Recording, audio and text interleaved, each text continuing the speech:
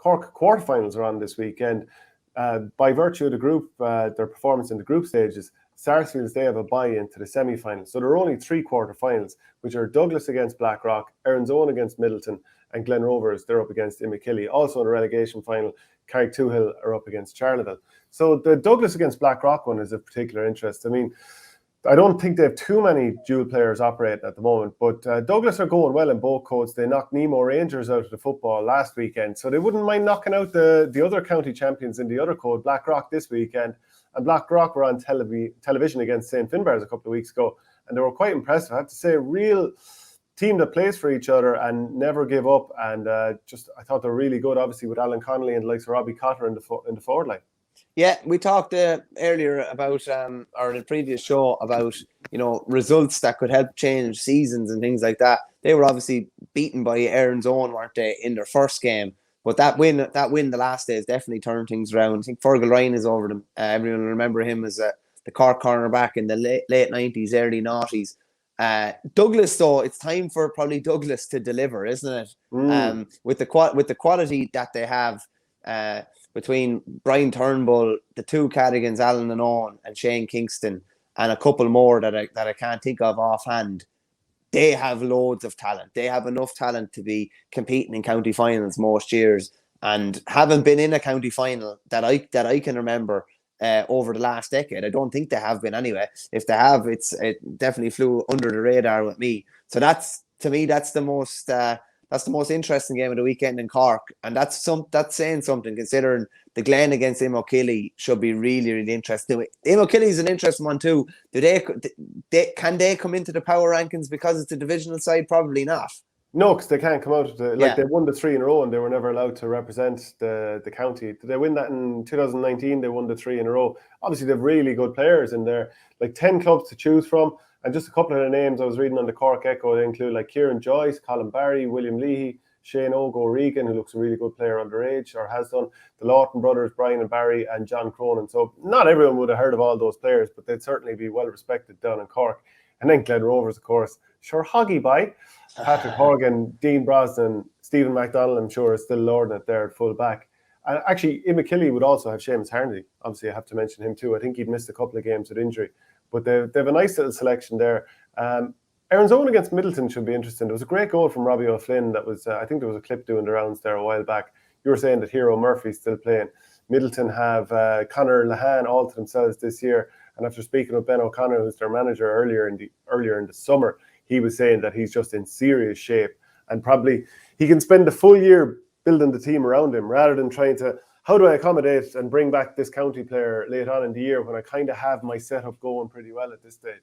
Yeah, it's a really hard one when, a lot of your team structure is built around your best player and you don't have him for long stages of the year. What do you do with your practice matches? Who are you going playing in practice matches? Can you get really competitive games? And then you have him back for a small window when the county is finished. Whereas now, as you said, he's gotten a clean run with it the whole year. They obviously won a county title, I think it was 4 or 5 years ago, and he was instrumental in that. So, yeah, that's again, there are 3 interesting quarterfinals. The reason I think you were saying there's only 3 quarterfinals is the Sarsfields have earned a bye into the semi-finals. So that's the reason there's only 3. And the relegation game will be interesting enough too. Carrick-Toohill, I wonder, is Niall McCarthy still going strong? Niall McCarthy, who boxed for he fought for an Irish title in the ring a couple of years ago. I remember interviewing him. He was still hurling at the time as well. They're going up against Charleville.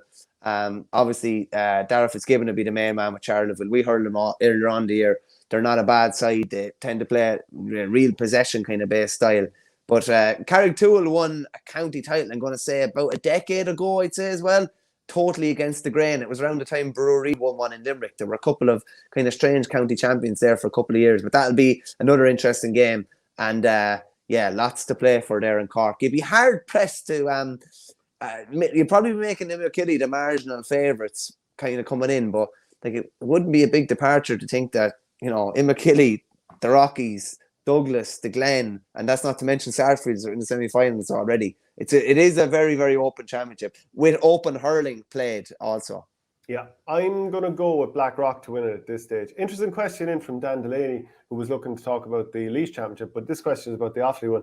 Would Verney consider Rhinos or Coolderry or KK as Kilcormac Calahi as Leinster contenders if either could come out of Offaly? Look, we'll throw Burr in there as well. But anyway, would you take the point? He's asked me a straight question, so I'll give him a straight answer. He didn't mention Burr in the question, so I just said what he asked me the question. Rhinos are going for 3 in a row this year, and disappointed in 16 when they won. They were beaten well, I think, by Euler Tabala a week or two after. They disappointed in 19. They were beaten by Rathdowney Earl. So I'd imagine that they would be keen to go on a run in Leinster, and they're a very, very solid side. And they've a good kind of size profile that would suit winter hurling. So, yeah, I don't know about contenders because you're still looking at who comes out with Kilkenny a lot of the time and potentially Coola coming out with Dublin. But probably, yeah, and Burr, obviously. Good man, Dan, sorry, good man. I'd still say the Kilkenny Championship, the Dublin Championship would be a good bit ahead of us. And I think we're a bit behind from when we got to the club final in 08, or when Kildare got to the final in 12, or when Kilcormac got to it in 13. Like the last time Kilcormac got to the Leinster final, he gave them a fair pasting, which would suggest that maybe the standard of our county championship is a bit off a couple of the other ones in Leinster. So we'd have a bit to find, I'd say. Yeah, and then Rapparees are obviously waiting in the wings for the last number of weeks at this stage. It would have been like unbelievably lovely sod when they were playing their county championship, and it's going to be probably desperate enough weather in a few weeks' time when they get going in the Leinster Championship. So they're a small team as well. Like a lot of forwards are small, nippy. Lenny Connolly and these guys are small, nippy forwards. Be interested to see what they're doing. A lot of them would be kicking football with Starlights, which is the name. Like it's Rapparees Starlights, and they actually hold the 2 county titles at the moment. But what are the hurlers doing that only play hurling at the moment? Like, what are they doing? Like, I presume they're just solely trained for football and the hurlers are off doing something by themselves or something, but it's an interesting one. If you enjoyed this piece of content, please follow us on YouTube by hitting the subscribe button in the bottom right-hand corner of the page, which helps the channel grow. And if you want audio podcasts, go to patreon.com/ourgame.